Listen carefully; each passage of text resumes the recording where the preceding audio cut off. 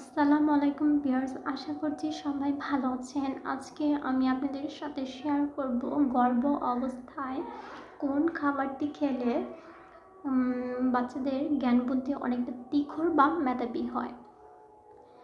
যারা গর্ভবতী তারা যে কাজটা করবেন, প্রতিদিন সকালে ঘুম থেকে উঠে ফ্রেশ হয়ে 2টা করে খেজুর খাবেন খালি পেটে। 2টা করে খেজুর খেয়ে 1 গ্লাস পানি খাবেন। খাওয়ার পর আধা ঘন্টা পর আপনারা নাস্তা করবেন, আধা ঘন্টা বা 1 ঘন্টা পর। এই মতো করে আপনার ডেলিভারি হওয়ার আগ পর্যন্ত যদি আপনি রেগুলার এই কাজটা করতে পারেন, দেখবেন যে আপনার বাচ্চা যখন 6 মাস পর অ্যাক্টিভেটিক্স তো 6 মাসের দিকে দেখা যায়, 6 মাসের পর থেকে দেখবেন কি আপনার বাচ্চাটা অনেকটা চালু।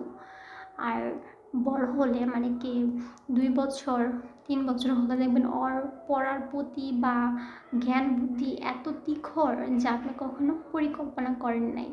ওর সব কিছু আর নলেজে থাকে, কোনো কিছু ভুলে না, অনেকটা মনে রাখার শক্তি থাকে।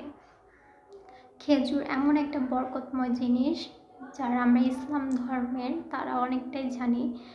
এটাও একটা আমাদের বিশ্বনবীর সুন্নত, তো সবাই মেনে চলাটাই ভালো। আর খালি পেটে গর্ভাবস্থায় খেলে যে কি একটা উপকার পাওয়া যায়, যে খেয়েছেন তারাই বলতে পারবেন।